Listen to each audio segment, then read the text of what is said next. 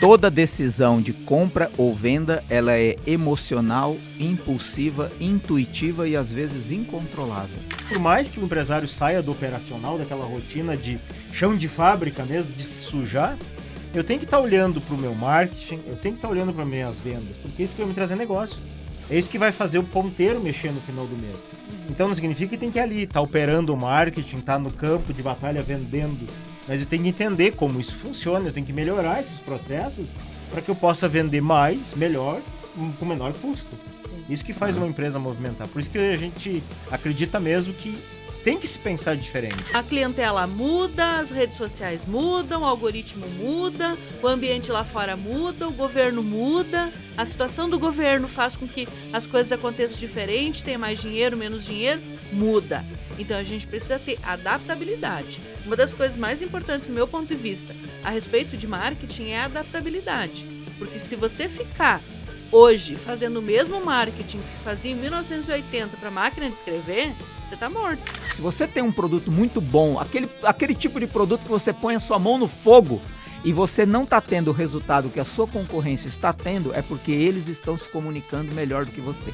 Então, antes de se preocupar com o seu produto, com a sua venda, com a sua empresa, você tem que olhar para o que você está falando para as pessoas que podem comprar o seu produto.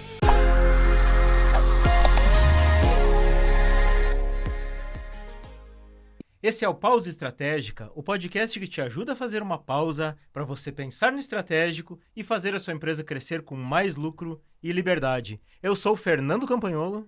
E eu sou Cristiane Campanholo. E hoje nós temos aqui um convidado muito especial, um amigo meu que considero muito meu mentor, CMO e sócio proprietário da MR Lançamentos, agência que já faturou mais de 250 milhões de reais em 6 anos de existência. E ele atendeu grandes clientes. Se eu for citar todos aqui, eu vou ficar a manhã inteira. O dia inteiro, aliás. Então, vou citar alguns aqui, Empíricos, Estadão, Modal Mais, IBC, Eleven e vários outros nomes famosos. Ele é criador do Copy Experience, primeira e única focada 100% em vendas, persuasão e comportamento humano.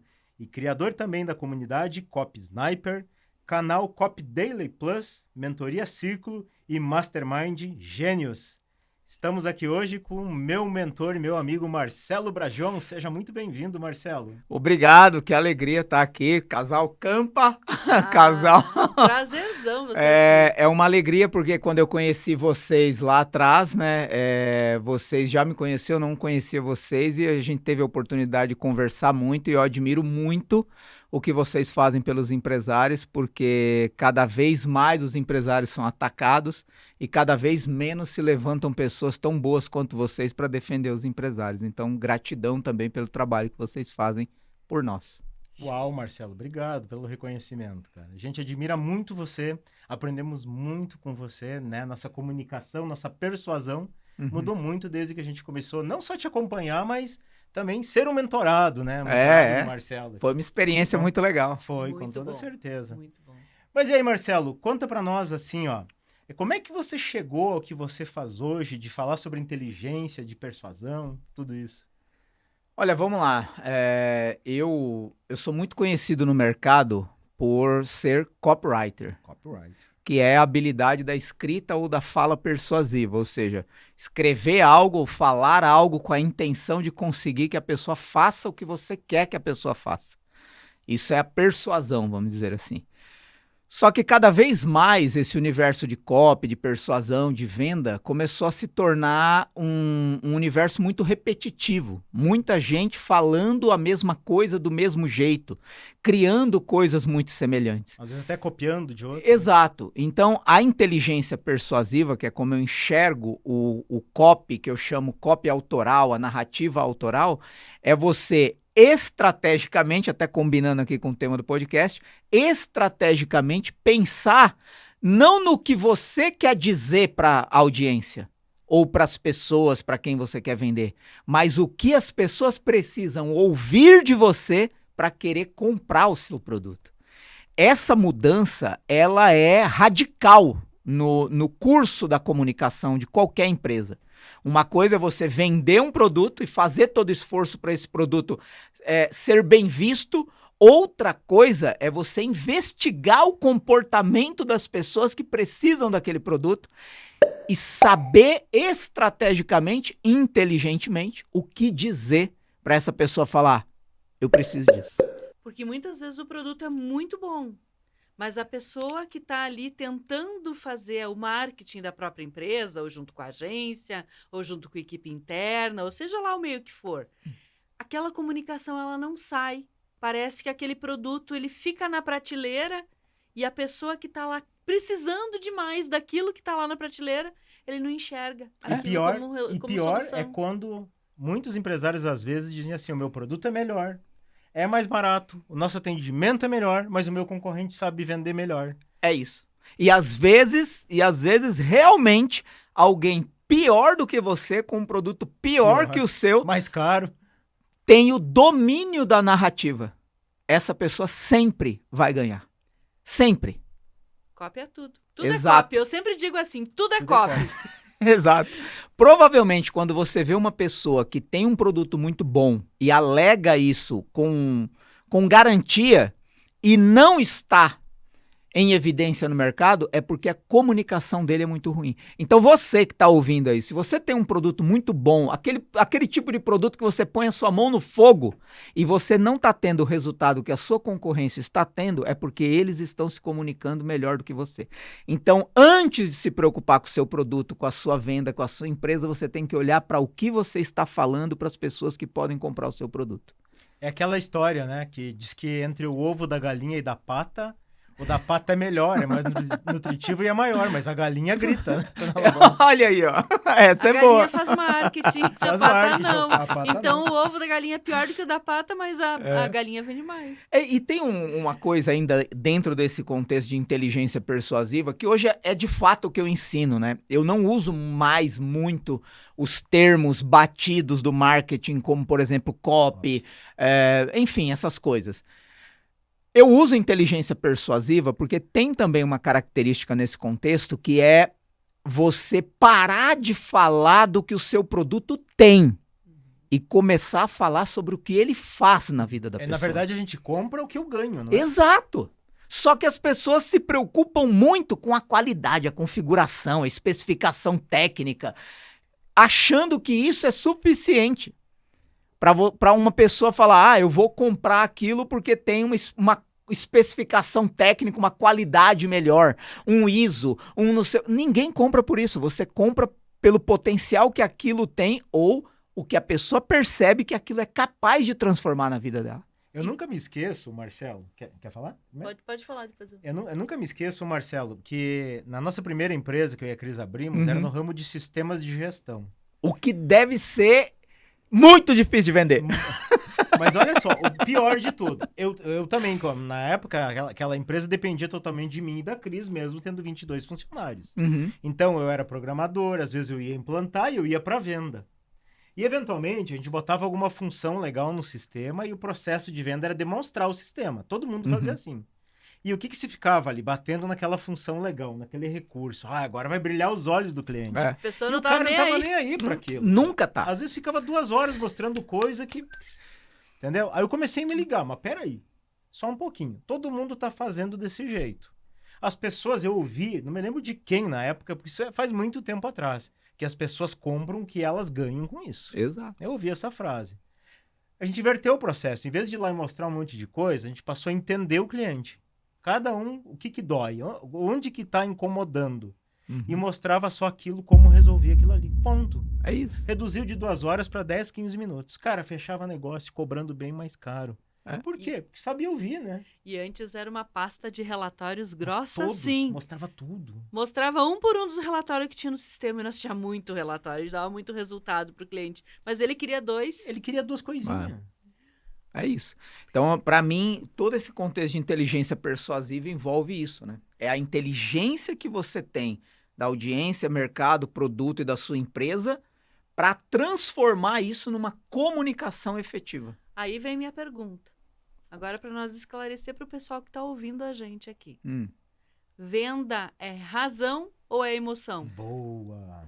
Venda é, diga o que quiser, mas isso está comprovado que venda é emoção. Toda decisão de compra ou venda, ela é emocional, impulsiva, intuitiva e às vezes incontrolável. E se você que está ouvindo duvida disso, não precisa acreditar em mim, você pode ler tudo que já escreveu um homem chamado Daniel Kahneman.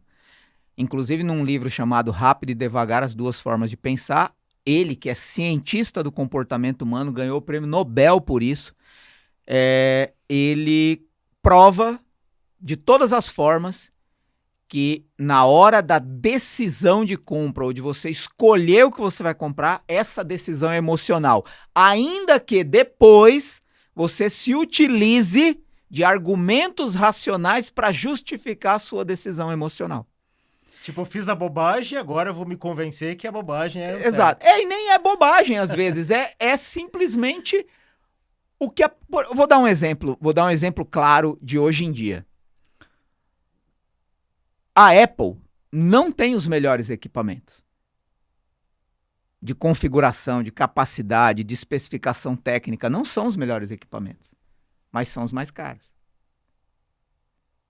Por que você paga hoje R$40 mil num MacBook Pro no Brasil, sendo que com 20 mil você compra um com mais capacidade do que ele? Por que você compra? Porque você não está comprando um computador. Você está comprando tudo o que aquela marca diz a respeito de você quando você usa aquele computador. É por isso que você está pagando.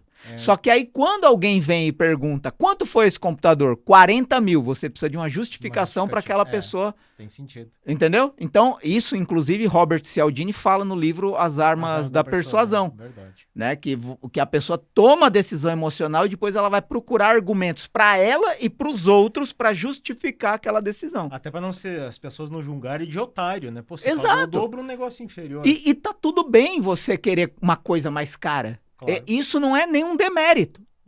Por exemplo, ninguém precisa de um carro de R$2 milhões. Precisar mesmo, assim, eu preciso, se eu não tiver alguma coisa na minha vida. Não, ela não precisa de fato.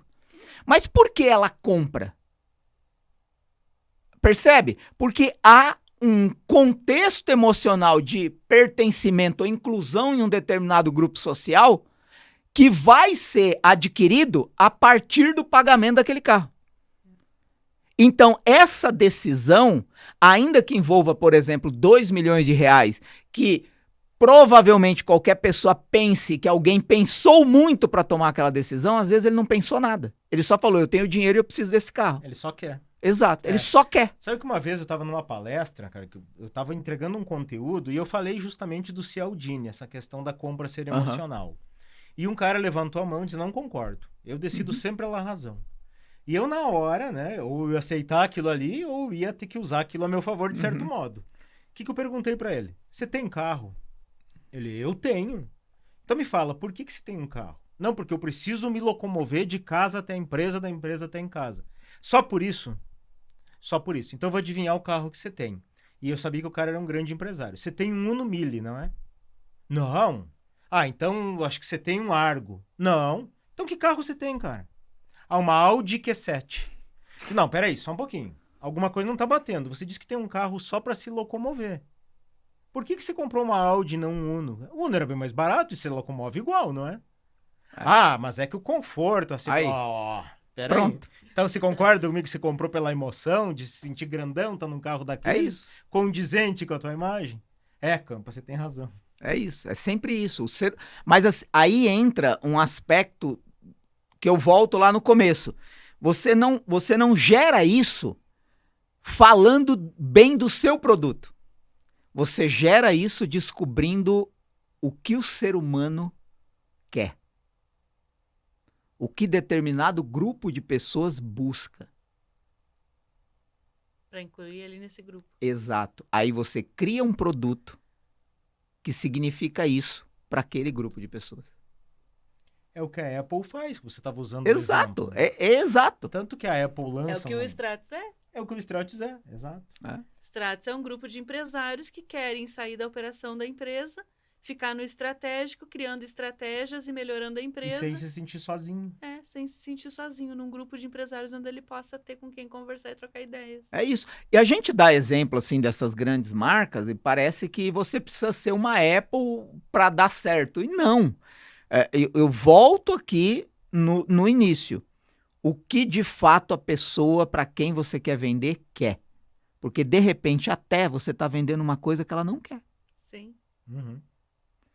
Porque eu lembro de uma vez que eu estava eu estava analisando a comunicação de um projeto na internet de uma mulher que vendia um curso de amigurumi. Não sei se você sabe o que é isso, é um artesanato, é uma espécie de artesanato. É um bonequinho de crochê. Isso. É claro que é muito mais do que isso, eu estou sendo simplória para explicar. Mas é isso mesmo, chama amigurumi. E o público era, sei lá, 65 mais que comprava aquele curso para aprender a fazer o amigurumi e tal, não sei o quê. E aí, quando a gente vai e faz a pesquisa, por que aquelas pessoas queriam aprender amigurumi, quase ninguém queria ganhar dinheiro com aquilo. Tinha as pessoas mais novas, de 40 anos, 45 anos, que era, sei lá, 15% da audiência, queria fazer aquilo para vender e ganhar algum dinheiro, mas a maioria queria para presentear a família, para decorar a casa, para ter um passatempo, um hobby, uma terapia. Aí você vai prometer o que para essa pessoa? Que ela vai se transformar numa profissional de amigurumi e fazer até R$3.000 por mês vendendo artesanato? Se não é o que ela quer? Não é o que ela quer. Você vai dizer assim, que você vai fazer um amigurumi tão bonito que quando você presentear o seu neto, ele nunca mais vai esquecer de você. Eita. Olha só. É isso que ela quer. Ela quer fazer o artesanato, dar pro neto, o neto colocar no quartinho e todo dia vai olhar daquilo e vai lembrar dela. Tocou direto no desejo. É isso. E é por isso que as pessoas compram. Uhum. É por isso que elas pagam. Se eu levo você aqui, a gente tá tudo bem falar que a gente tá em Alphaville? Claro. A gente tá em Alphaville. Se eu levo você para comprar um apartamento aí num mega prédio, eu levo você lá, eu vou ficar falando, olha a qualidade desse piso, olha o acabamento. Não, meu. Leva a pessoa na janela e fala assim, imagina como vão olhar para você. Imagina como as pessoas que estão lá fora vão olhar para você quando você estiver morando aqui dentro.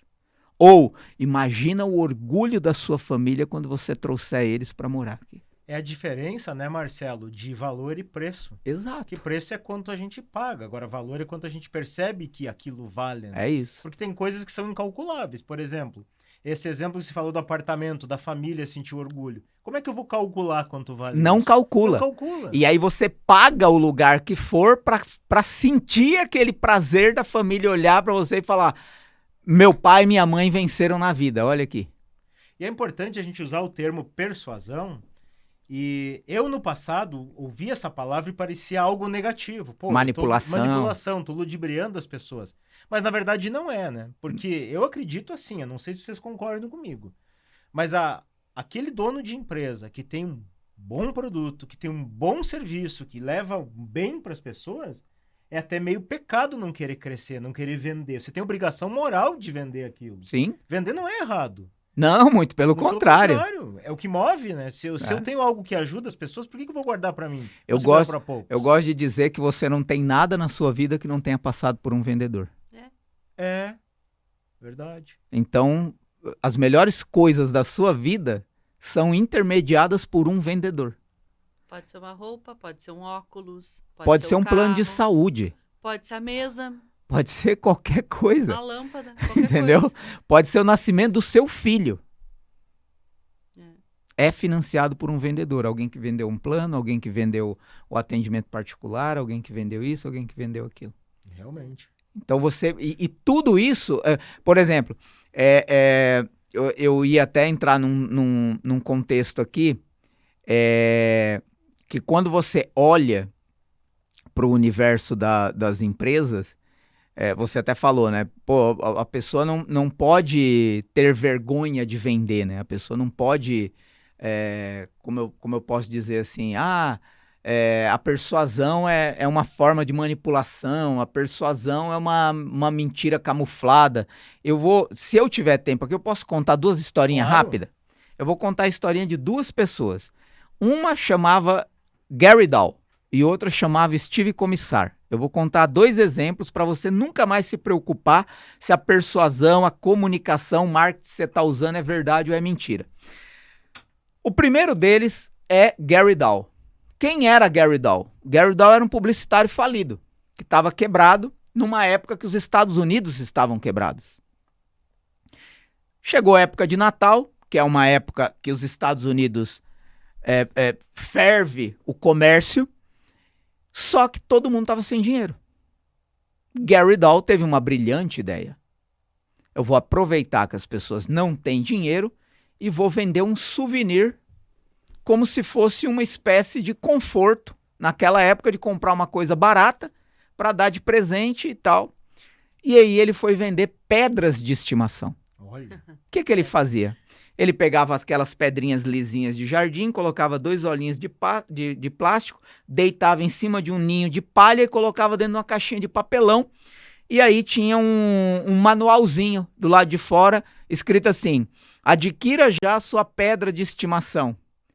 Ela não gasta o seu dinheiro porque você não precisa comprar ração. Ela não consome o seu tempo porque você não precisa passear com ela. E são extremamente obedientes. Onde você coloca, ela fica. Que legal. Naquele Natal, ele vendeu mais de 1 milhão de pedras a $5 cada uma. 5 milhões.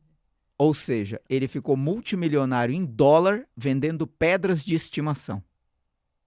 Agora eu vou para outro exemplo. Steve Commissar. Ele fez um anúncio no jornal. Vende-se revolucionário equipamento de secagem de roupa com energia solar. $29. Quando as pessoas pagavam $29, o que elas recebiam em casa? Um varal. Recebiam uma corda de varal. Genial, não é? Genial. Mas você acha que alguém ficou feliz recebendo o varal? Imagino que não. Pronto. Só que você acha que alguém que comprou a pedra de Gary Dow ficou frustrado? Não. Porque ele não mentiu em nenhum Não momento. mentiu, Ele exatamente. transformou uma pedra em algo mais atraente. Esse é o poder da persuasão. Enquanto Steve Commissar usou a mesma persuasão para fraudar a sua expectativa. Ele gerou em você uma falsa expectativa e entregou algo muito abaixo do que você esperava. Ele até talvez poderia ter usado a mesma lógica, a mesma estrutura, mas mostrado o varal. Exato. E aí ia virar humor. Humor. Como foi a Claro. pedra de estimação. As pessoas Sim. iam comprar até por, cara, que genial, vou comprar Exato. esse negócio. Entende a diferença Claro. entre persuasão manipuladora e persuasão criativa? Sim. Essa é a diferença. Completamente diferente uma coisa da outra. A persuasão, ela existe, a comunicação persuasiva existe para transformar uma verdade em algo mais atraente. Não é para pegar uma mentira e fazer passar por verdade. Isso é fraude.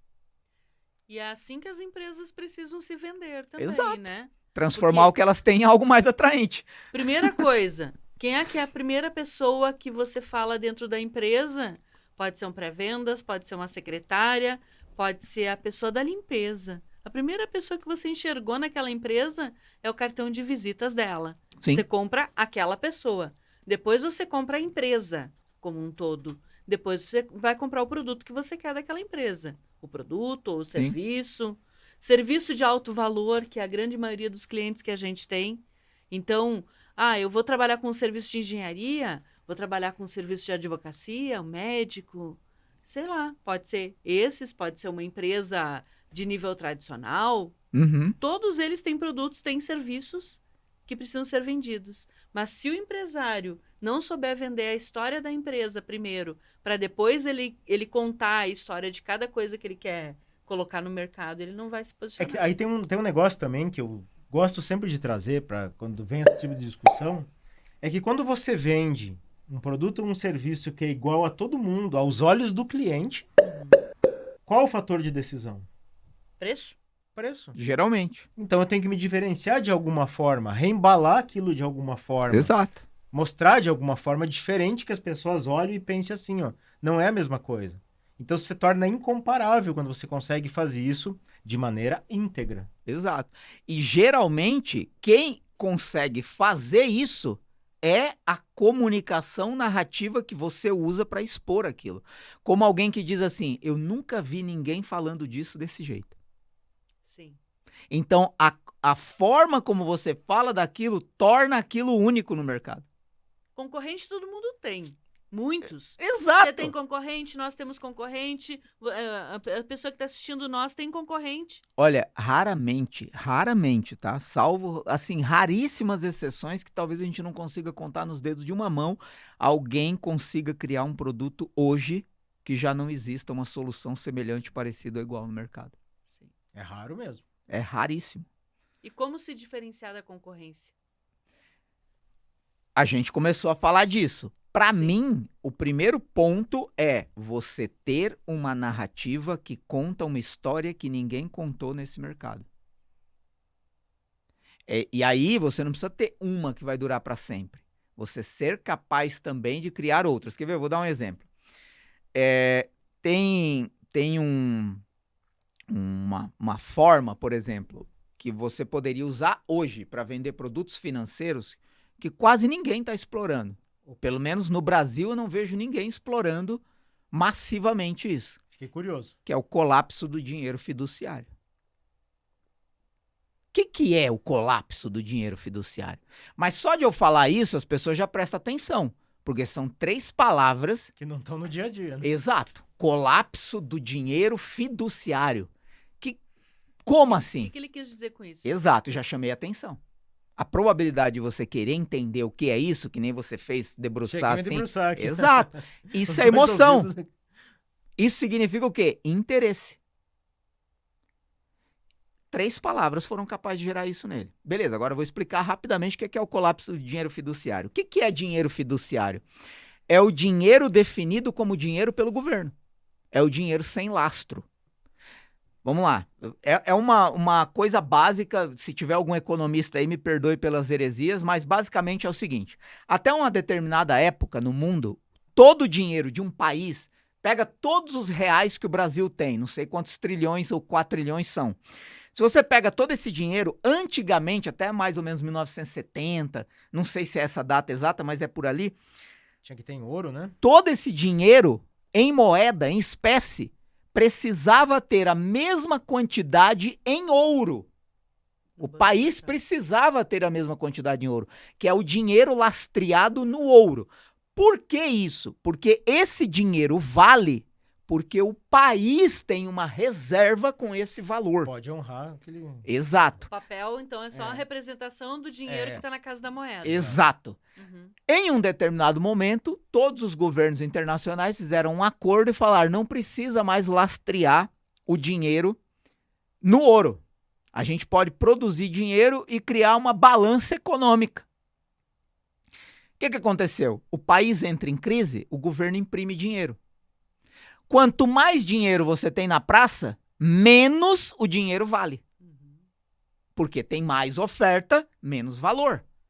O que tem mais valor? O que é mais raro. Aí vamos explicar isso matematicamente.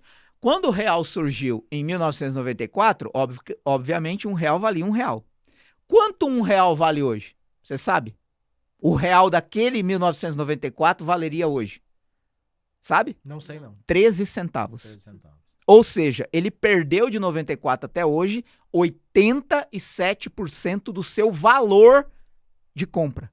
Aí vem alguém e fala assim: ah, mas o dólar não deprecia. Nos últimos 4 anos, 13%. 13.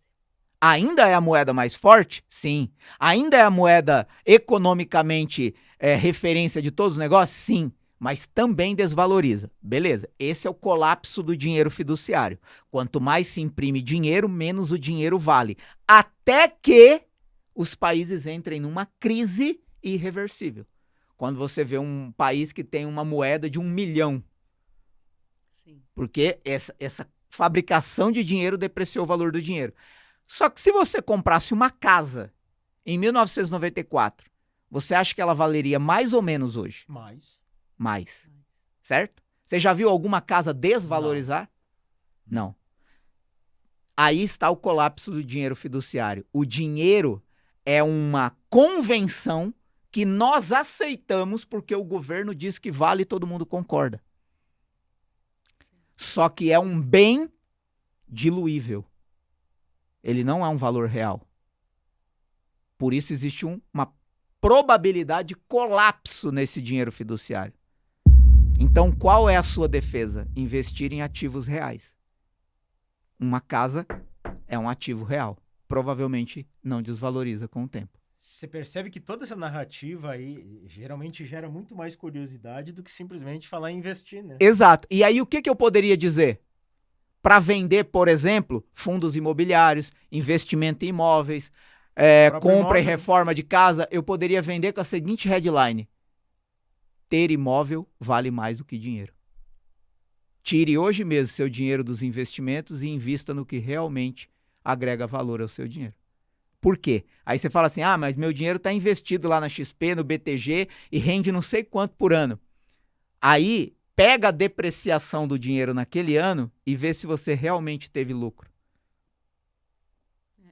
Esse é o colapso do dinheiro fiduciário. Você tem uma falsa impressão de que o dinheiro investido está rendendo. Se você pega a depreciação do dinheiro no tempo, provavelmente você não repôs nem o que ele desvalorizou.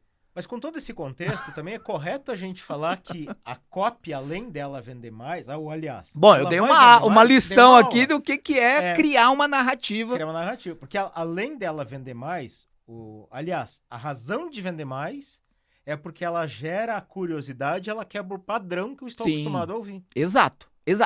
Você chegou no ponto. A comunicação que faz você parar é a comunicação que quebra o padrão do que você está acostumado a ouvir. Então, quanto mais vezes você conseguir fazer isso com a sua audiência, mais a sua audiência vai prestar atenção em você. Eu ouvindo você falar aqui, Marcelo, quando eu falo audiência, é qualquer potencial cliente ou cliente existente já. Eu não deixo de me lembrar de umas certas barbaridades que a gente vê de empresário amador tentando fazer marketing. Vamos lá. Que é colocando oferta. Abre as redes sociais, é oferta. Essa caneca aqui de 100 por 80. Esse iPad de 10 por 8. E aí reclamando. Coloca o dinheiro lá, não funciona porque não estou vendendo. Exato, porque você está oferecendo produto enquanto você deveria oferecer transformação, satisfação, realização, benefício, eles vão ganho. Dizer, qual é a transformação que eu vou ganhar com uma caneca? Existem várias, né? Você pode criar uma série de possibilidades de fazer. É claro que esse desafio da caneca, em muitos podcasts já apareceram, né? Como você venderia essa caneca? Eu ia perguntar isso agora. Ou como você venderia essa caneta? Em alguns produtos, é óbvio que é muito mais difícil você criar essa percepção de valor, certo? Em alguns produtos, são produtos de consumo, são produtos de varejo, são produtos básicos. Então, é difícil, por exemplo, você criar uma diferenciação para um arroz, quando é uma commodity que está lá, um monte de marca, e basicamente muda questão de centavos. Então, é difícil, mas você pode conseguir criar uma narrativa se você parar de querer vender caneca. E vender o que está nessa caneca diz a respeito de você.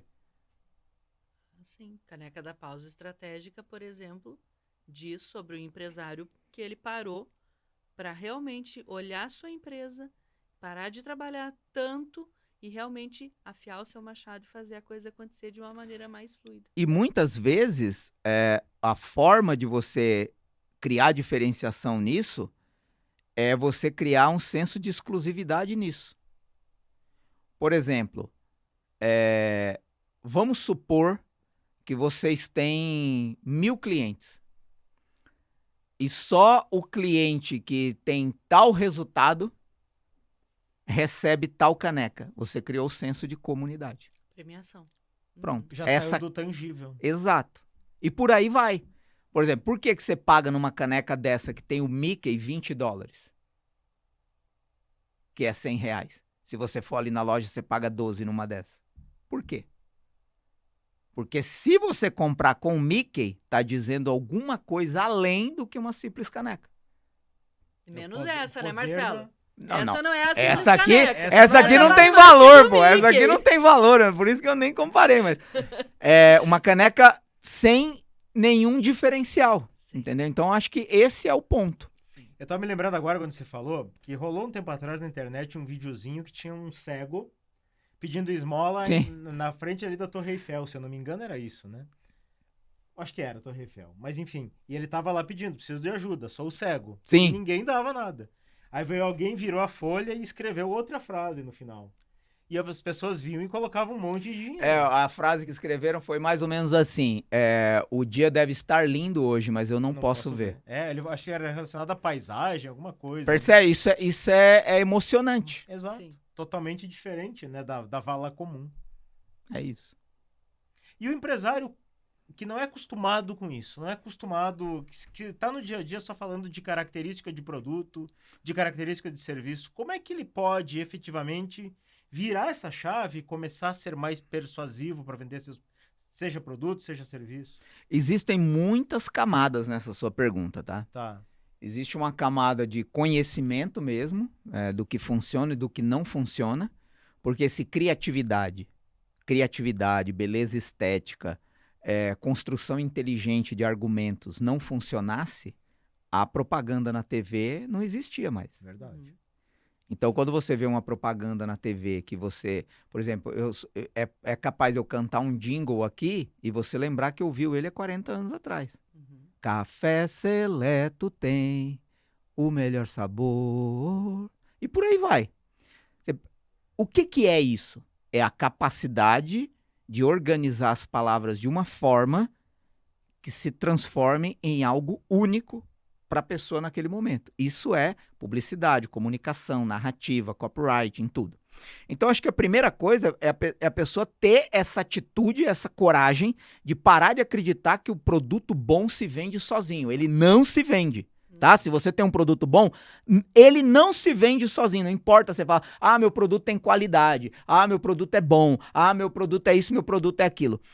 Esquece isso, abre a mente e vai aprender o que você precisa dizer para transformar esse bom do seu produto em um argumento emocional para fazer a pessoa parar. Então, essa é a primeira camada, é a pessoa aceitar que ele precisa aprender isso. Só que aí entra uma segunda camada. Se ele está diretamente envolvido na criação, na divulgação disso, ele vai precisar cuidar da capacidade dele desenvolver essa habilidade.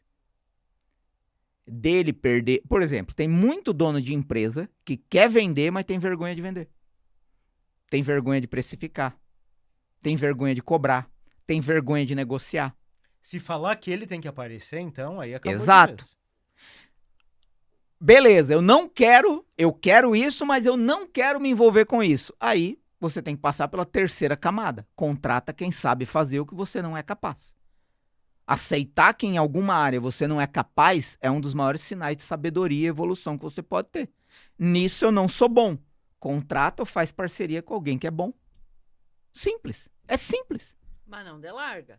Não, aí é com vocês. Mas não dê larga. Porque tem gente que fala assim, beleza, vou contratar uma agência, vão fazer tudo pra mim. Deixa lá e pronto. Larga e nunca tem uma reunião, nunca alinha, não diz como é que funciona a empresa, não diz o que é importante, não fala nem quem é o cliente dele. Mas aí é irresponsabilidade, né? É que o que a gente fala, essa questão toda do largar, é que a gente sempre comenta assim, que você não tem que saber tudo. Nem deve. Nem deve, mas pelo menos assim, tu tem que cercar daquele conhecimento mínimo para você não ser ludibriado por um fornecedor. E para ter o senso crítico de saber, no mínimo, avaliar se o que você está recebendo é bom. Porque o que acontece no dia a dia da empresa? Poxa, eu preciso de uma certa habilidade que nós não temos. Trago alguém de fora que me traz essa habilidade, mas que eu possa aprender um pouco disso, não eu diretamente, mas a minha empresa, a minha estrutura possa ter isso disseminada nos processos, na gestão. O que eu ganho com isso? Eu consigo replicar isso. Exato. Não deu certo com aquele fornecedor, trago outro fornecedor com uma nova experiência que eu já tenho um parâmetro para entender o que funciona e o que não funciona. Sim. Então, isso é olhar estrategicamente para um negócio. E é como eu penso, é exatamente isso. Então, eu acho que tem essas camadas todas aí. Agora, fingir que não está acontecendo um movimento que é, de certa forma, um império da atenção é uma negligência fatal hoje em dia. Sabe? Ficar criticando rede social ou falando, isso aí não funciona, Isso aí, tipo assim, é conversa de quem já tá cavando a cova. Porque não adianta se fugir da realidade. A realidade é só a realidade. Ela não é nem boa nem ruim, ela é só a realidade. É o que é. Exato. A gente tem um jargão que a gente sempre fala que tá aqui no pulso. Se tá difícil, tá errado. Aí. Tô usando as redes sociais e não tá funcionando para mim. Tá fazendo errado. Provavelmente. Tá vendendo errado? É isso. É isso. Porque a realidade é só... Eu gosto de dizer assim, né? Quando o mundo tá pegando fogo, se você falar essa frase, você vai acalmar 80% dos seus ânimos. É só a vida acontecendo. Sim. E ou você vai e organiza a tua vida para poder estar de encontro com essa vida que está acontecendo, ou você tá morto. Você vai viver de mal com o mundo. É o que falam toda... Isso é uma fala bem interessante. A gente morre. O mais certo é que todos nós um dia vamos morrer. Mas a empresa, você mata. Nenhuma empresa morre, a não ser que você mate a tua empresa. Então, ela tá aqui, tá acontecendo, tá prosperando, a clientela muda, as redes sociais mudam, o algoritmo muda, o ambiente lá fora muda, o governo muda, a situação do governo faz com que as coisas aconteçam diferente, tenha mais dinheiro, menos dinheiro, muda. Então, a gente precisa ter adaptabilidade. Uma das coisas mais importantes, do meu ponto de vista, a respeito de marketing, é a adaptabilidade. Porque se você ficar hoje fazendo o mesmo marketing que se fazia em 1980 para máquina de escrever, você está morto. Exato. Eu já estaria morto há muito tempo. E tem que considerar também, né, Cris, que o motor de uma empresa é as vendas. Não tem jeito. Então, por mais que o empresário saia do operacional, daquela rotina de chão de fábrica mesmo, de se sujar, eu tenho que estar olhando para o meu marketing, eu tenho que estar olhando para minhas vendas, porque é isso que vai me trazer negócios. É isso que vai fazer o ponteiro mexer no final do mês. Então, não significa que tem que ir ali, estar operando o marketing, estar no campo de batalha vendendo. Mas eu tenho que entender como isso funciona, eu tenho que melhorar esses processos para que eu possa vender mais, melhor, com menor custo. Sim. Isso que faz uma empresa movimentar. Por isso que a gente acredita mesmo que tem que se pensar diferente. Sim. Tem que sair da caixa, né? E pode acontecer também que muitos empresários podem pensar que, tá tarde para mim. E aí é importante você também consumir aquilo que você pretende usar. Né? Por exemplo, eu uso Instagram, mas eu não consumo Instagram. Você não precisa ficar ali viciado naquilo, mas você acompanhar o que algumas pessoas mais ou menos no seu perfil estão fazendo. Por exemplo, você pega aí alguns empresários de mais de 60 anos, estão fazendo trabalhos incríveis no digital e sem nenhum carisma, às vezes. E às vezes tem gente de 20 anos que diz assim, tecnologia não é para mim. Não sei lidar com tecnologia. Aí tem que pensar uma coisa, você pode não saber, pode não ficar atento às redes sociais, mas aquele teu concorrente que está botando dinheiro graúdo no bolso, pode apostar que ele tá olhando para isso. Assim. Exato. Tem gente produzindo conteúdo aí que tipo assim, a gente também tá entrando numa nova fase, na minha visão, que é a fase da volta ao marketing... Tradicional. Não é nem o marketing tradicional, o marketing mais caseiro mesmo, sabe? As pessoas querem ver mais verdade e menos filtros, entendeu? Então, algumas pessoas de mais idade estão encontrando nisso um caminho seguro para simplesmente dizer de uma forma atraente aquilo que é a mensagem deles, da empresa, da missão. Então, é uma outra camada que a pessoa tem que romper também, entendeu? Boa. Mas falando em falar de forma atraente, eu queria que você contasse aqui aquela historinha que você me contou um dia lá, contou pra gente, na verdade, do seu pai. Fazer a cirurgia. Isso é engraçado. É que o meu pai, inclusive ontem eu tava lá numa festa do Dia das Crianças que meu pai organizou. O que define meu pai? O que define meu pai é churrasco em casa com a família. Então, nesse dia, ele tem 80 anos, mas nesse dia ele acorda mais cedo, ele arruma o quintal, ele arruma as mesas, ele tempera a carne, ele arruma a churrasqueira, ele pega o carro, ele vai pra igreja, ele volta, ele arruma tudo. Quando dá 11 horas da manhã, tá tudo tinindo, churrasqueira acesa, só esperando a galera chegar. A galera chega, ele fica em pé o dia inteiro, virando carne, conversando, bebendo cerveja. Dá 8 horas da noite, todo mundo vai embora. Ele vai arrumar o quintal, recolher as cadeiras. Não me ajuda não que eu consigo, esse é meu pai. 80 anos, extremamente ativo e tal. Aí um dia eu cheguei num churrasco desse, meu pai tava lá cabisbaixo, sentado lá da churrasqueira. Falei, esse aí não é meu pai. Só que se eu fosse lá perguntar pro meu pai, o que aconteceu? Tá tudo bem? O que você acha que ele ia falar? Tá tudo bem. Tá tudo bem, é óbvio, é típico. Ele não ia falar outra coisa. Não, sabe o que é? Eu tô mal. Não existe isso. Então, foi direto na fonte. Mãe, o que o pai tem? Aí minha mãe falou, seu pai tá assim a semana inteira, tem dia que ele levanta, senta naquele sofá e não consegue fazer mais nada, tá com a dor na perna que ele não aguenta nem andar. Mas você sabe como é que é seu pai, já falei pra ele no médico, seu irmão falou, sua tia falou, mas ele resmunga e não vai. Ia adiantar o quê? Eu ia até lá e falar, pai, você precisa ir ao médico. Ia ser mais um enchendo o saco dele. Exato. Ela, vem você também. Já não basta sua mãe, agora que médico o quê, tal. Por quê? É típico. Não dá pra esperar outra coisa do meu pai. Então, no meio do caminho, eu tive uma ideia. Minha esposa estava grávida de 4 meses. Eu pensei e falei, por que não?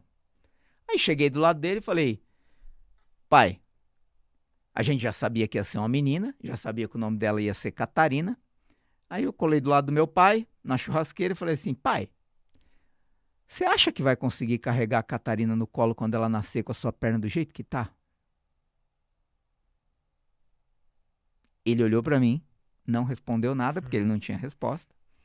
O restante da festa não foi tão animador assim, a gente ficou meio de cada um no seu canto.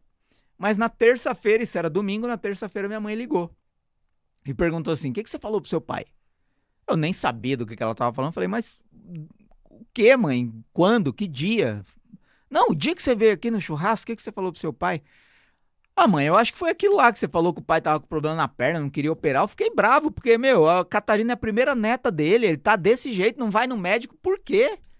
Aí eu perguntei se ele ia conseguir carregar a Catarina no colo. Aí ela falou assim, funcionou. Porque ele foi no médico ontem com o seu irmão e falou que vai fazer 2 cirurgias. Tudo é copy. Exato. E ele fez as 2 cirurgias. E hoje, ainda, minha filha com 4 anos, uma das minhas maiores alegrias é ir na casa dele e ele poder pegar ela no colo e passear pelo quintal, entendeu? Então, percebe, eu não falei pra ele de nenhum produto, eu não mandei ele fazer nada, eu só fiz uma pergunta para a qual ele não tinha resposta. E aquela objeção de ir ao médico se tornou insignificante diante do benefício de carregar a neta no colo. Você deu pra ele uma visão, na verdade. Exato, eu dei pra ele um novo ponto de vista sobre o problema, entendeu? Quebrou uma objeção dele. Porque ele tava se sentindo heróico, eu sou mais forte que a dor, eu sou homem e tal. Não, você vai ser mais forte o dia que você consertar isso pra ser um bom vô pra sua neta. Foi isso que ele entendeu. O quanto ele remoeu até tomar a decisão. Exato. E ainda hoje ele deve ir ao médico sem querer ir ao médico, mas a Catarina é mais forte do que a objeção que ele tem de ir ao médico. Entendeu? Então, isso é persuasão de verdade.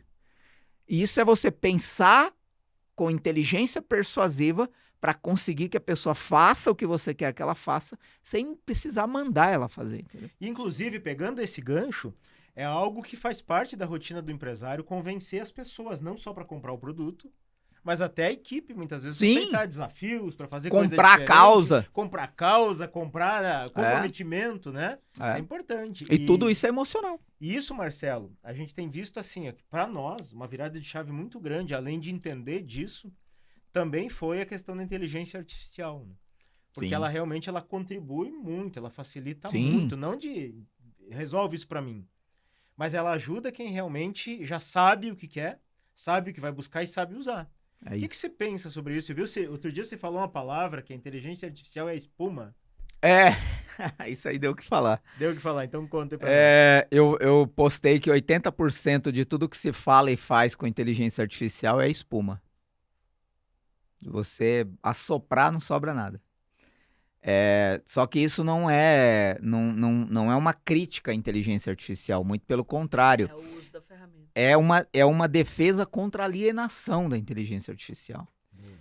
Porque usando a inteligência artificial é notório, é nítido, é comprovado que ela faz muita coisa, muito mais coisa do que você é capaz de fazer e muito mais rápido do que você é capaz de fazer. Mas se você está pedindo a coisa errada, ela faz mais rápido a coisa errada. A bobagem que não era pra Entendeu? ser feita. Então não adianta velocidade, não adianta quantidade, se você não tem direção. E isso é baseado numa pesquisa do MIT, que é o Massachusetts Institute of Technology, que é um dos maiores institutos de tecnologia do mundo, que tem um setor chamado NANDA, que investiga a nova internet baseada em inteligência artificial. E eles chegaram a um estudo recente, tem uns 2 meses, inclusive, foi a temática da minha palestra no FIRE, que 95% das empresas que estão usando IA, os projetos fracassam. Por quê? Porque estão pedindo do jeito errado, estão fazendo a coisa errada, mais rápido, em maior quantidade.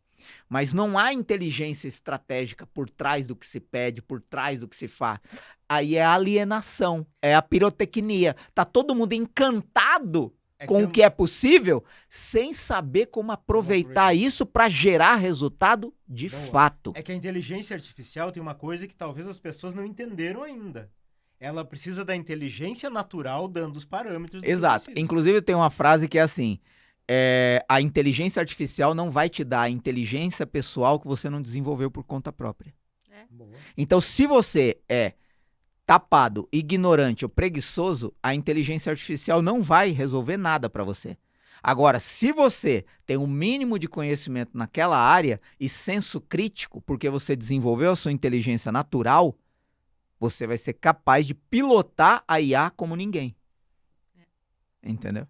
Então, acho que esse é o ponto. Não adianta a pessoa chegar ali na frente da inteligência artificial, ali do chat GPT da vida e dizer assim, faça 5 criativos para eu vender mais canecas dessas aqui. Ele vai fazer. Ele vai fazer que nem tu pegar um estagiário. Exato. Sem preparação, e ele vai fazer aquilo. Mas você concorda que aqueles empresários que têm mania de delargar para as pessoas não preparadas estão delargando para a inteligência artificial também? Sim, é o mesmo comportamento. E para mim, a frase que define quem vai usar bem inteligência artificial e quem não vai usar bem é o que você faz na inteligência artificial deve ser sempre baseado em pessoas reais. Então, a inteligência artificial que eu acredito é a inteligência artificial baseada em pessoas reais. Eu tenho um ponto a respeito de marketing, gente. Eu quero que vocês validem comigo se vocês concordam ou vocês discordam. Aqui é um bate-papo mesmo, né? Eu acredito que para você fazer marketing, primeira coisa, você tem que entender de gente. Mas isso é uma premissa básica. É uma premissa básica minha. Se eu quero liderar uma equipe de pessoas que são os meus liderados e eu quero ser um líder de uma empresa, tanto o líder maior, que é o empresário, quanto o líder de setor, eu preciso entender de gente. Eu não vou conseguir liderar as pessoas se eu não gosto de gente. Exato. Seria a mesma coisa que uma babá que não gosta de criança. Você pode até não gostar, mas você tem que saber lidar. Tem que saber lidar, tem que aprender a lidar. Tem que saber de comportamento humano. Exato. Tem que saber de padrões de um ser humano. Tem que saber minimamente esse tipo de coisa para você liderar e para você fazer marketing. Porque querendo ou não querendo, marketing, você está liderando pessoas a fazerem aquilo que você precisa. É a persuasão que você estava falando. Às vezes, ele está morrendo de sede. Morrendo de sede, tem essa caneca aqui de água cheinha, eu entrego para ele. Tá aqui, ó. Beba a água. Ele, não, eu não posso porque eu tô com sede. Então, eu preciso persuadir ele a beber a água, porque senão ele vai morrer. E muitas coisas, elas são assim. Cris, você está sendo drástica. Ele não vai morrer se ele não beber um copo d'água. Se for todos os dias, sim. Às vezes, muitas empresas morrem porque elas não tomam a decisão na hora que precisa. Muitas empresas morrem porque elas não fazem o marketing da maneira que precisa. E outra, né, Cris? As empresas não morrem da noite pro dia. Não. Elas vão morrendo aos poucos. Vão sendo matadas. Só que aquele empresário que tá ali só fazendo coisa operacional não tá percebendo os sinais. Mas quando ele vê, ele percebe aquela rasteira bem grande. Então, por isso que a importância de se fazer pausas estratégicas também para pensar no negócio. Exato. Então, assim, para finalizar também, uma última coisa sobre inteligência artificial é o cuidado que a gente tem que ter. Eu tenho uma premissa na minha vida. Eu sou uma pessoa compulsivamente curiosa. Então, assim, eu gosto de saber de muitas coisas, eu busco conhecimento que eu ainda não tenho, eu trafego em ambientes que eu não domino, mas por curiosidade para conhecer, eu assisto jornal, eu leio muito, eu busco o máximo do tempo nutrir a minha mente com novas informações ou com informações até antigas, renovadas, mas onde eu quero chegar? A gente está num momento em que, quando a inteligência artificial, vamos dizer assim, se popularizou uns 3 anos atrás, talvez por aí, que lançou lá o ChatGPT, e aí abriu para o público, de lá para cá, a gente tem um crescimento exponencial de outras inteligências artificiais. Então, outras plataformas de IA. E já tem aí um registro que existem já mais de 1.500 disponíveis, por exemplo, para você criar qualquer coisa. E aí entra um perigo, que é o perigo de você cair na armadilha de querer saber tudo sobre tudo e ficar aprendendo o tempo inteiro. Concordo. E isso é, na minha visão, o que mais soterra as pessoas. É você querer saber tudo sobre tudo e não gastar pausas estratégicas para aplicar o que você aprende. Eu não quero saber quantos livros você leu. Eu quero saber quantas páginas você aplicou do que você leu. Senão é só obesidade de conhecimento. Exato. E isso está acontecendo na IA. A pessoa não dominou o ChatGPT e já está no Manuse, já está no Cloud, já está no Genspark, já está não sei na onde, já está no Perplex, já está... E aí você pergunta, tá, mas com qual você gerou resultado ou fez algum projeto na sua empresa? Não, eu tô vendo aí, surgiu outra aqui. Se você e olha que legal isso. E aquilo, exato. Se você tá o tempo inteiro aprendendo, que hora você tá aplicando o que você aprende? Isso é comportamento de criança com brinquedinho novo. Exato! Só que o inverso também é verdade. Se você tá só o tempo inteiro aplicando, que hora você tá aprendendo o que você ainda não sabe? Sim. Então nós precisamos, no mundo de hoje, a coisa mais importante não é você dominar negócios, não é você dominar tecnologia, é você se autodominar. Verdade. Sim. É você saber o que você vai fazer no dia depois que você acorda. Que é uma das maiores características das pessoas que têm sucesso, a autorresponsabilidade. Exato, porque tem gente que não conhece nenhuma outra inteligência artificial e só com o ChatGPT tá gerando mais resultado do que uma pessoa que já conhece 20, mas nunca usou nenhuma. Percebe? Então, para mim, a armadilha do mundo moderno é a distração. As pessoas não têm autodomínio para fazer isso aqui, ó. Uhum. Vira o celular e deixa ele aí. O que você tem que fazer pelas próximas 2 ou 3 horas? Isso. Cala a boca, cala a mente e faz. Baixa a cabeça e faz. Mas aí entra muito aquela questão de vícios, né? Exato, aí você precisa procurar ajuda. Vai procurar um desenvolvimento humano, porque, uma na verdade, terapia. Né, Marcelo? Acho importante a gente trazer isso aqui, que a gente queira ou não queira, nossos resultados, eles são fulcrados nos nossos hábitos. Uhum. Quanto mais hábito bom a gente tem, mais resultado a gente vai ter. Exato. Então, é importante fazer uma pausa estratégica, muitas vezes, para parar e olhar assim, ó. Quais são os hábitos que estão me afundando, que estão impedindo de eu ir além? Quais hábitos eu posso colocar no lugar para que eu possa avançar? E eu não tô falando de entrar em banheira de gelo, acordar 4 horas da manhã, ler 5 livros por mês. Coisa simples. Exato. Isso, para mim, pode ser que funcione para algumas pessoas, mas não é o game changer do negócio. Estar aqui assistindo pausa estratégica, por exemplo, é um bom hábito. Exato. E essa também é uma outra armadilha. Ainda, não sei se foi ontem ou anteontem. Foi anteontem. Eu fui na casa de um amigo e aí a gente tava conversando sobre o tempo, né? E aí eu falei que pra mim, eu tenho um hábito que é o Diário da Prosperidade. Eu escrevo meu Diário da Prosperidade. É onde eu acredito que eu escrevo aquilo que a minha vida vai se tornar ou está sendo agora, né? Então eu registro ali no Diário da Prosperidade, é um hábito meu.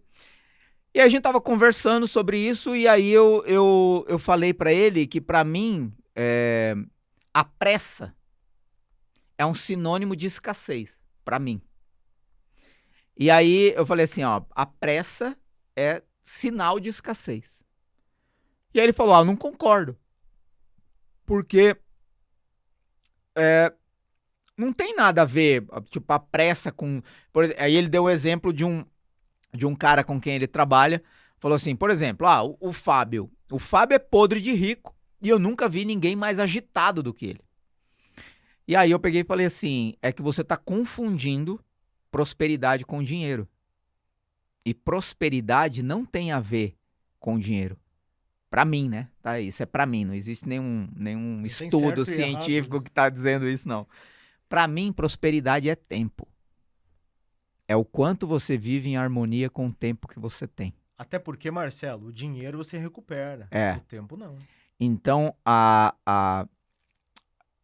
capacidade que você tem de viver em harmonia com o tempo que você tem e usar o tempo que você tem para fazer o máximo que você pode sem se matar também é talvez o que vai salvar a nossa saúde mental. Porque a distração do mundo de hoje, ela é inimaginável para o cérebro que a gente tem. Talvez a minha filha nunca vai viver o nível de tensão mental que eu vivo pelo tanto de informação que eu recebo num dia. Porque ela nasceu já num universo desse e ela vai acostumar. O cérebro dela vai ser bem diferente do meu.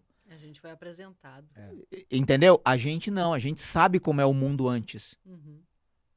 Então, quando a gente é impactado 360 graus por uma tonelada de informação num dia, você não tem cérebro para decodificar tudo isso. Mas aí entra uma coisa muito importante, que é você saber o que você quer. Onde eu quero chegar. É isso. E isso que eu tenho no caminho, que foi apresentado para mim, me ajuda eu chegar lá ou me afasta? É isso. Então é uma decisão diária que também tem a ver com hábito. Hábitos são escolhas. Isso. Eu acho que a melhor coisa que a gente pode deixar pro pessoal que está ouvindo nós hoje de conselho, não de trabalho, mas de conselho, é escolha. Escolha o que você quer assistir, o que você quer ler, o que você quer fazer. Os amigos que você quer andar, as pessoas as com quem você quer andar, os cursos que você quer fazer, o que você vai colocar para dentro do teu cérebro, assim como você escolhe aquilo que você põe para dentro da tua barriga, aquilo que você escolhe fazer com as 24 horas do teu dia. E não venha me dizer, eu não tenho tempo. Isso tudo é escolha. Outro dia, Cris, falando disso que você está falando, outro dia um mentorado perguntou assim, Campa, como é que eu faço para acelerar o crescimento da minha empresa em termos práticos? Me dá uma sacada aqui. A gente usa muito o termo sacada lá com os mentorados. Cara, é extremamente simples. Você vai olhar para a tua rotina e você vai olhar assim, essa tarefa mexe o ponteiro da minha empresa ou só mantém ele no mesmo lugar? Se mantém no mesmo lugar, delega. Se mexe, é você que tem que fazer. Ponteiro financeiro. Ponteiro financeiro, ponteiro de negócio, ponteiro de crescimento. Mudar o resultado. Porque tem muitas tarefas que os empresários fazem que só mantêm a operação.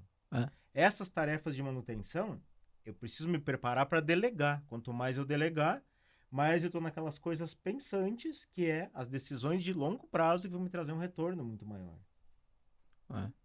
Mas se a pessoa não tem o hábito de estudar, não tem o hábito de ler, não tem o hábito de aprender, como é que ela vai aprender a pensar? Eu sou uma pessoa muito, como é que eu posso dizer, compreensível com os gostos, as habilidades. Tem gente que não gosta de ler mesmo. Tem. Mas existem outros meios de você aprender. Audiobook. Exato. Então, mais uma vez, acho que o segredo é, você quer ou não quer? Eu quero. O que você precisa fazer para? E aí entra o que você falou. Isso ajuda ou atrapalha? Atrapalha. Sacrifica. Acabou. Fora, claro. Pô, você vai sacrificar uma coisa? É óbvio que você vai sentir falta. Você é humano. Entendeu? Não cai nessas picaretagens para com isso e a sua vida muda. Não muda. Você é um ser humano. Fórmula mágica não é tem, uma construção, entendeu? É. Tipo assim, você gosta muito de doce. Eu vou parar de comer doce. Não vai ser fácil. Não vai ser bom, vai ser péssimo, aliás. Só que se você criar uma lógica mental de que aquilo constrói a vida que você quer ter, se torna muito mais fácil. Tudo é copy. Você vê que isso exatamente, é copy também. Exato. Mas só para finalizar o termo IA aqui, Marcelo, é uma pergunta que muita gente faz, e eu queria ouvir de você o que você pensa sobre. Vamos lá. A profissão copywriter, você acha que a IA já matou, vai matar, ou ela vai colaborar? Vamos lá. É uma coisa muito delicada de explicar, e eu vou dizer por quê. Em certo sentido, eu preciso dizer com todas as letras, já morreu faz tempo. Tá? A profissão de copywriter, como a gente conhece no Brasil, já morreu faz tempo. Faz tempo, antes da IA. Entendeu? Não à toa, quer ver? Você já tentou contratar um copywriter? Já. Conseguiu? Não. Mas, Até conseguiu, mas... Pronto. mas não durou. Então, percebe? Uhum. Então, que faz o bom trabalho bem feito são raros. Porque copy não é técnica. E sabe qual era o maior defeito? Ele não se interessava verdadeiramente por gente. Aí. Ele queria usar simplesmente coisas... Os macetes, as técnicas, as É. regrinhas. Por isso que morreu no Brasil antes de começar. É. Porque ninguém ensinou essas pessoas a pensar como copy. Isso. Pensar como copy é mais importante do que aprender a escrever copy. Uhum. Porque escrever, tanto quem está ouvindo quanto vocês e eu, nós sabemos escrever. A questão é pensar na coisa certa a ser escrita para quando bater na pessoa que vai ser impactada, ela realmente fazer o que você quer que ela faça. Aí começa onde? Em conhecer. É tipo assim, onde eu quero chegar? O preguiçoso desistiu na página 2 já. Uhum. E é por isso que são raros os bons copywriters no mercado. E aí eu vou para outra etapa. Por que os bons copywriters nunca morrerão? Porque eles se transformarão nos maiores pilotos arquitetos de copy com IA. Concordo plenamente com você. Eles vão se tornar arquitetos de prompt de copy imbatível. Por quê? Eles vão pensar com a cabeça algorítmica da IA para entender como ela funciona, nutrir essa IA de comportamento humano, porque ele é curioso o suficiente para conhecer gente, e saber exatamente o que pedir para transformar todo esse pedido em uma narrativa atraente o suficiente para a pessoa comprar. O que eu quero dizer é, você precisa pensar com a cabeça algorítmica da IA para levar a IA a pensar com a sua cabeça. Só uma pessoa muito inteligente é capaz de fazer isso. Voltamos à inteligência natural. Exato. E é por isso que o ignorante e o preguiçoso morrem antes. Outro dia eu peguei um caso... Eu sei que a resposta não é cabal como muita gente esperava, mas essa é a realidade. É a resposta certa. Entendeu? Uhum. Peguei um caso outro dia que normalmente quem entra nos nossos programas lá quer organizar a empresa por processo. É o que eles querem. Às vezes não é nem o que preciso, mas é o que eles querem. É a receitinha do bolo. É a receitinha do bolo. Beleza. Só que aí um lá tava todo grandão lá. Não, porque agora eu não preciso mais aprender a fazer processo do jeito que o campo ensina. Ela perguntou, mas por quê? Porque agora eu uso o ChatGPT. Mas como que você faz? O outro perguntou, ficou curioso. Todo mundo quer os atalhozinhos. Mas como que você faz? Não tem segredo. Você coloca lá, faz um processo para minha secretária. Pronto. Que? Quando eu vi isso, como assim, cara? Se eu tiver uma empresa igual a do Marcelo, de lançamentos, exatamente igual, a minha secretária vai ser muito diferente da dele. Pra começar, não tem secretário. Pra começar, não, mas se tivesse, vamos supor, né? Aham. É muito diferente. Sim. Podemos ser concorrentes, mas eu vou ter um jeito, o Marcelo vai ter outro. Aí a IA, nessa hora, o que ela vai fazer? Me corrige se eu estiver errado. Ela vai pesquisar na internet o que uma secretária faz, de modo geral, vai te dar. Exato. Essa é uma outra... Isso é o serviço de estagiário. Esse é o serviço... Exato. Esse serviço é o serviço do estagiário que antes ia lá no Google e dizia Pesquisar.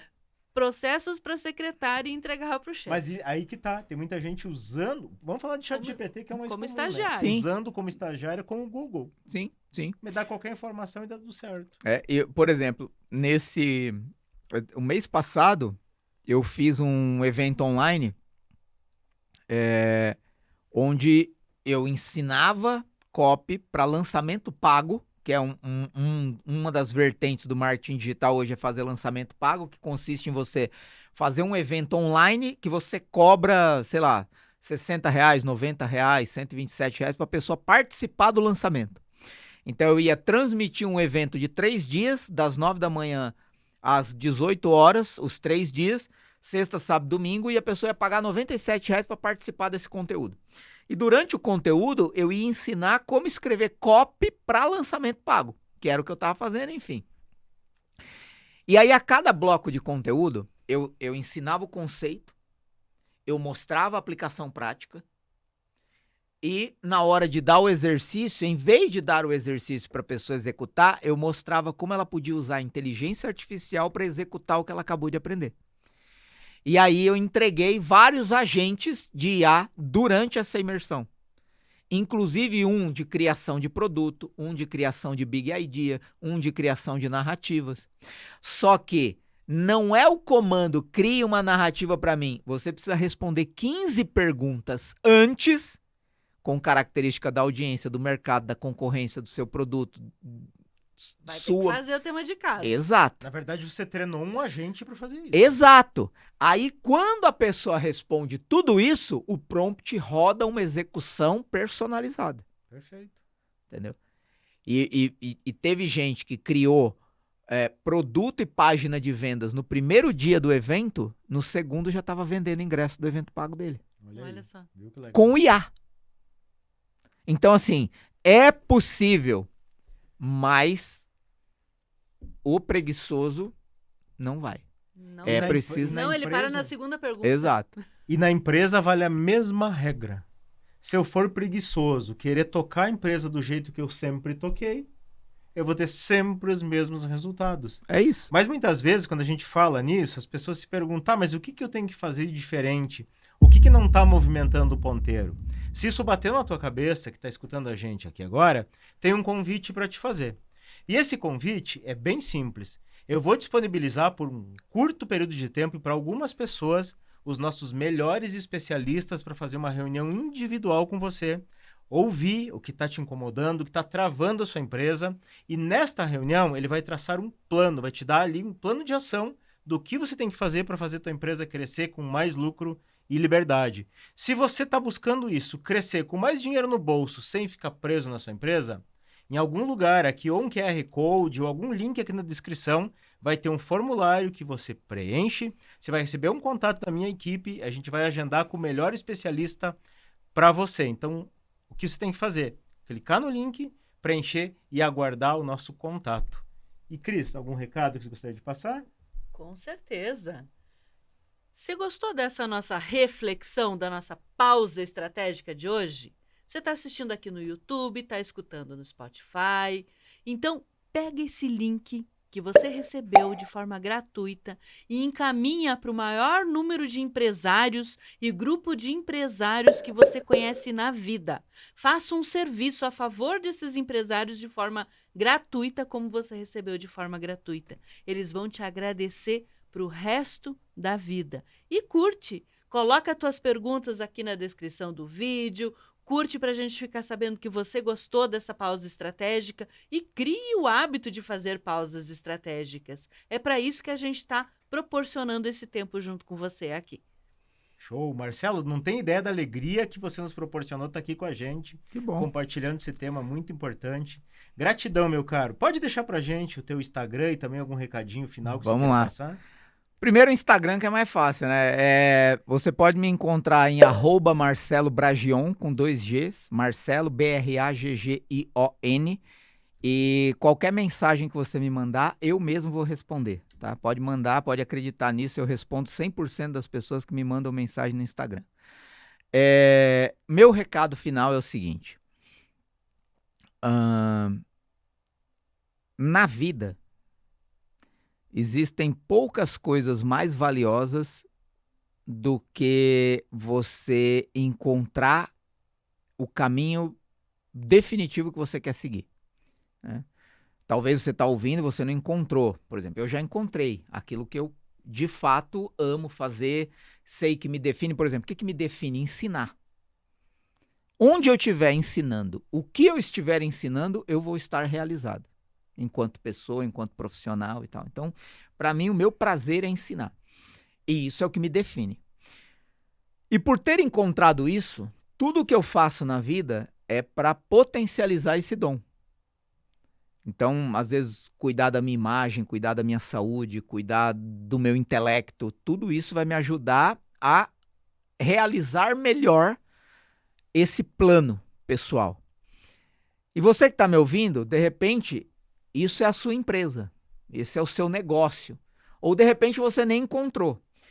Mas o que é mais importante é Quando você encontrar isso e você tiver certeza disso, você sacrificar todo o resto e conduzir toda a sua vida para potencializar esse caminho que você encontrou que define a sua vida.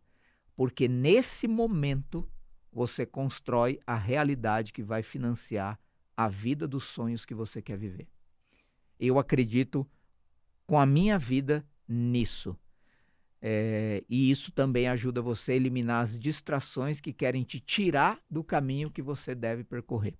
Essa é a mensagem. Sensacional, Marcelo. Mais uma vez, gratidão por estar aqui com a gente. Eu que agradeço. Ficou com a gente até o final aqui desse podcast. O nosso muito obrigado. Um grande abraço para você. Desejamos que você viva positivamente.